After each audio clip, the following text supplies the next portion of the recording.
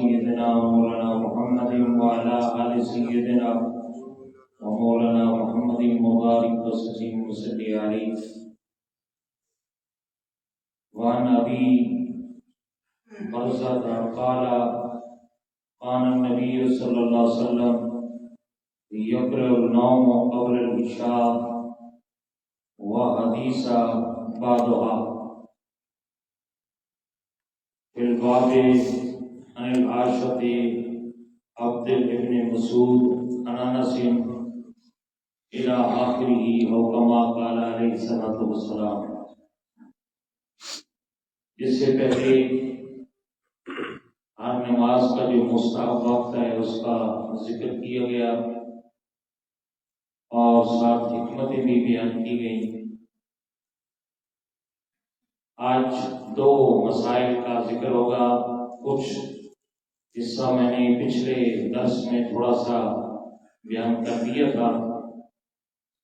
وہ یہ ہے کہ عشاء سے پہلے سونا کیسے ہے اور عشاء کے بعد گفتگو کی ممانعت یا جواز کس حد تک بات چیت کر سکتا ہے عشاء کے بعد اور کون سی گفتگو اس کو منع ہے. تھوڑا سا ذکر میں نے پچھلے کل درس کیا تھا. اب 3 حدیثیں ہیں، میں وہ تینوں آپ کے سامنے رکھ کے مختصر سا تبصرہ کروں گا. حضرت ابو برزہ رضی اللہ تعالیٰ عنہ فرماتے ہیں کہ نبی اکرم صلی اللہ علیہ وسلم عشاء کی نماز سے پہلے سونے اور عشاء کے بعد گفتگو کو یکرہ و ناپسند فرمایا کرتے تھے. حضور اس کو مکروہ جانتے تھے، آپ اس کو پسند نہیں فرماتے تھے. اگلی حدیث ہے حضرت سیدنا عمر بن خطاب رضی اللہ تعالیٰ عنہ سے روایت ہے کہ نبی مکرم شفیع معظم صلی اللہ علیہ وسلم نماز عشاء کے بعد کبھی کبھی گویا کہ حضور نماز عشاء کے بعد حضرت ابو بکر سے مسلمانوں کے معاملات کے بارے میں گفتگو فرماتے اور میں بھی ان کے ہمراہ ہوا کرتا تھا. یہ دوسری روایت ہے جس کے اندر گفتگو کا جواز مل رہا ہے. تیسری روایت ہے کہ نبی اکرم صلی اللہ علیہ وسلم سے منقول ہے، آپ نے فرمایا عشاء کے بعد گفتگو صرف نمازی اور مسافر کے لیے ہے. اب یہ تیسری حدیث آ گئی. 2 باتیں. پہلی بات میں یہ ہے کہ عشاء سے پہلے سونا کیسا. اس میں حضرت ابو عیسیٰ ترمذی صاحب کتاب وہ اس حدیث کے بارے میں فرماتے ہیں کہ یہ حدیث حسن بھی ہے اور صحیح بھی ہے. پہلی بات. دوسری بات یہ فرماتے ہیں کہ اکثر صحابہ علماء کی رائے اس طرف ہے کہ عشاء سے پہلے سونا مکروہ ہے. ٹھیک ہے جی. اس کی وجہ بھی آپ نے بیان فرمائی ہے. جن صحابہ نے عشاء سے پہلے مکروہ جانا سونا میں حضرت عبداللہ ابن عمر ہیں. حضرت عبداللہ کی عمر کے بیٹے حضرت سیدنا انس فرماتے ہیں کہ ہم عشاء سے پہلے بستر سے اجتناب کرتے تھے. فاروق اعظم نے اپنے دور میں اپنے گورنروں کو خط لکھا تھا کہ عشاء سے پہلے نہیں سونا اور اگر تم نے سونا بھی ہے تو صرف کروٹ لینی ہے، آنکھیں یا دل کو بند نہیں کرنا. اسی طرح حضرت ابو ہریرہ، حضرت عبداللہ ابن عباس یہ صحابہ کی جماعت میں سے ہیں جو مغرب سے 9 کے بعد اور عشاء سے پہلے سونے کو مکروہ جانتے تھے. اچھا جی، علت کیا ہے اس کی مکروہ کی؟ یہ علت نہیں ہے کہ بنفسی ہی سونا مکروہ ہے. علت یہ ہے کہ یہ رات کا وقت ہوتا ہے، بندہ تھکا ہارا ہوتا ہے دن کا، اور نیند کا غلبہ ہونے کا یقیناً خدشہ ہوتا ہے کہ اگر کوئی بندہ مغرب کے بعد تھوڑی دیر بھی سو جائے، آرام لیتے تو اس کو نیند آ جاتی ہے، دن کا کام کاج اس نے کیا ہوتا ہے. تو کراہیت اس لیے ہے تاکہ اس کی نماز عشاء ضائع نہ ہو جائے. ٹھیک ہے نا جی، نماز عشاء ضائع نہ ہو جائے اس لیے اس کو نہیں سونا چاہیے۔ لیکن بعض علماء نے اجازت دی ہے، سو سکتا ہے لیکن کروٹ لے سکتا ہے، اور بہت سے علماء نے رمضان کی راتوں میں مغرب کے بعد افطار کرنے کے بعد تھوڑی دیر لیٹنے کی اجازت دی ہے تاکہ اس کی روزے کی تھکاوٹ دور ہو جائے، تازہ دم ہو کر پھر وہ نماز عشاء اور تراویح کے لیے جائے۔ امام ابو حنیفہ کے نزدیک فی نفسی مغرب کے بعد سونا کوئی مکروہ یا ناجائز نہیں ہے، ہاں اس بندے کے لیے ہے کہ جو اکیلا ہو کہیں رہتا ہو اور اسے یقین ہو کہ میں سو جاؤں گا اور عشاء کے لیے کوئی نہیں اٹھائے گا، اس کے لیے سونا مکروہ ہے۔ ہاں اگر اس نے کوئی ایسا بندہ مقرر کر دیا ہے، اپنی بیوی جاگ رہی ہے، بچے جاگ رہے ہیں، کوئی دوست جاگ رہا ہے کہ بھائی میں تھوڑی دیر لیٹتا ہوں، نماز عشاء کی جو یہ اذان ہو مجھے اٹھا دینا، تو امام ابو حنیفہ فرماتے ہیں بلا کراہیت سونا جائز ہے۔ ٹھیک ہے نا، کیا ہے بلا کراہیت؟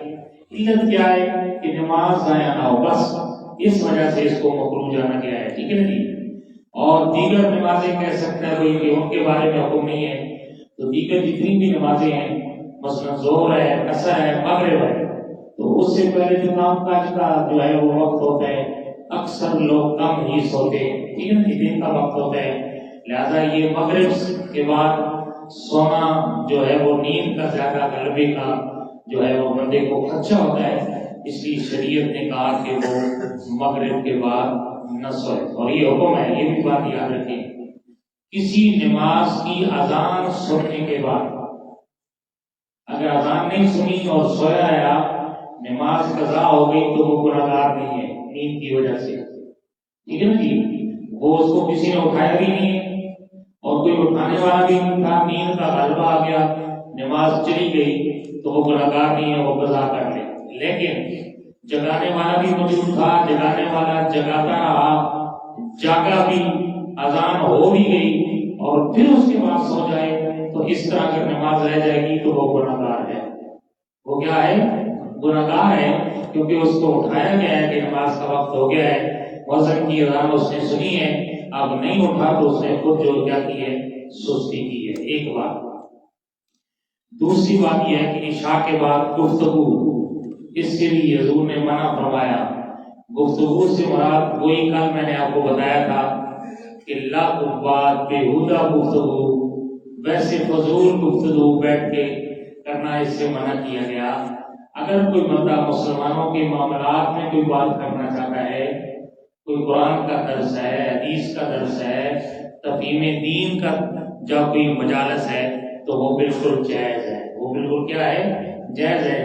جیسے کہ آپ سن چکے ہیں، حضرت عمر فاروق فرماتے ہیں حضور خود کبھی کبھی مسلمانوں کے معاملات میں حضرت جناب ابو بکر سے مشاورت کیا کرتے تھے، کیونکہ زمین پہ حضور کے دو مشیر ہیں، ایک ہے ابو بکر اور ایک ہے جناب عمر۔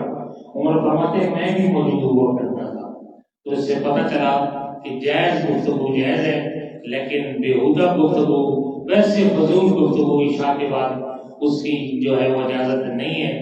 لیکن جائز گفتگو بھی اس حد تک جائز ہے کہ اتنی رات تک نہ سوئیں، جاگے کہ صبح کی نماز قضا ہونے کا خدشہ پیدا ہو جائے، یا وہ لوگ جو رات کو قیام اللیل کرتے ہیں، ایسے ہی کے وقت میں لوگوں کا معمول ہوتا ہے اٹھنا، یہ حضور نے فرمایا رات کو اٹھا کرو پچھلے پہر، یہ پہلی امت کے نیک لوگوں کا طریقہ تھا، اس سے بڑی برکتیں پیدا ہوتی ہیں۔ تو کئی لوگوں کا معمول ہوتا ہے، لہذا اتنی دیر ان کو نہ اٹھانا کہ ان کا قیام اللیل ضائع ہو جائے یا صبح کی نماز ضائع ہو جائے۔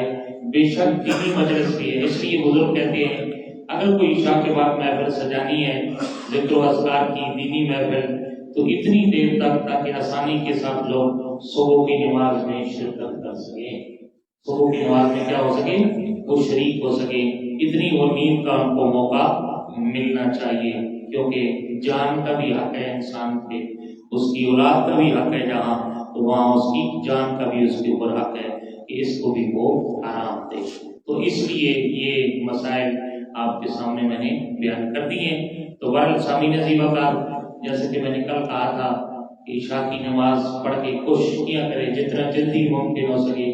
یہ صالحین لوگوں کا امام الانبیاء کا طریقہ ہے کہ جلدی سو جائیں بستر پہ، اور جب سونے لگیں تو سوشل میڈیا کو استعمال کر کے نہ سوئیں، کوئی گندی چیز دیکھ کے سن کے نہ سوئیں، بلکہ اللہ کا کلام پڑھ کے سن کے سوئیں، تاکہ آپ کا بستر پہ سوتے وقت آخری کلام اچھا کلام ہونا چاہیے، اللہ کا ذکر ہونا چاہیے جو حضور نے وظائف بتائے ہیں.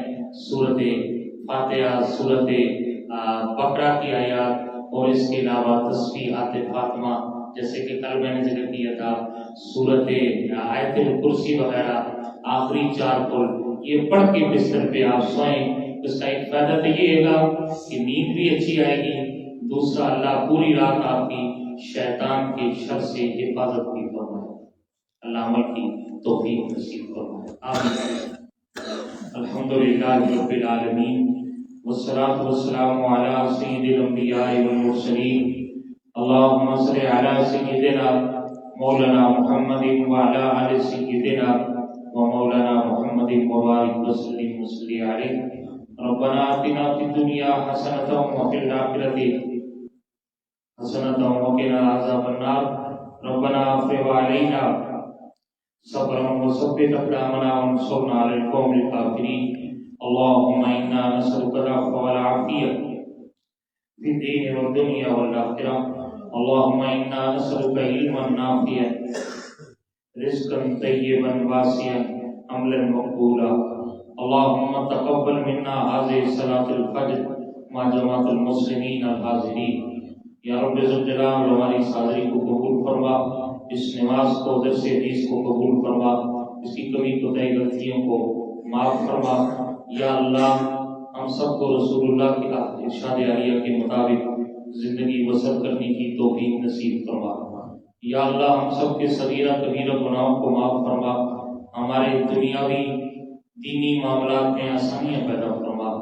یا رب ذوالجلال ہم میں سے جو بے اولاد ہیں اولاد صالحہ نصیب فرما، جو صحب اولاد ہیں ان کی اولاد کو نیک اور صالح بنا. ہماری اولادوں کو علم نافع کی دولت سے مالا مال فرما، دین مدین کی خدمت کرنے کی توفیق نصیب فرما. زمین و آسمان کی برایات سے محفوظ و مامون فرما. دن دگنی رات چگنی کامیابیاں نصیب فرما. یا اللہ بیماروں کو شفا نصیب فرما. بالخصوص فلسطین کے مجاہدین کی مدد فرما. یا اللہ وہاں کے مظلوم مسلمانوں کی مدد فرما. یا اللہ اس کرب سے، اس پہ جو ہے مولا کریم اس ترابی سے ان کو نکال، ان کو امن اور سکون نصیب فرما. یا رب ذوالجلال ملک پاکستان کی خیر فرما، ملک پاکستان کو امن کا گوارا بنا، ملک پاکستان کے سارے دشمنوں کو نیست و نابود فرما. ربنا تقبل منا انك انت السميع العليم وتب علينا يا مولانا انك انت التواب الرحيم. صلی اللہ تعالی علیہ وسلم محمد وعلى اله وصحبه اجمعین.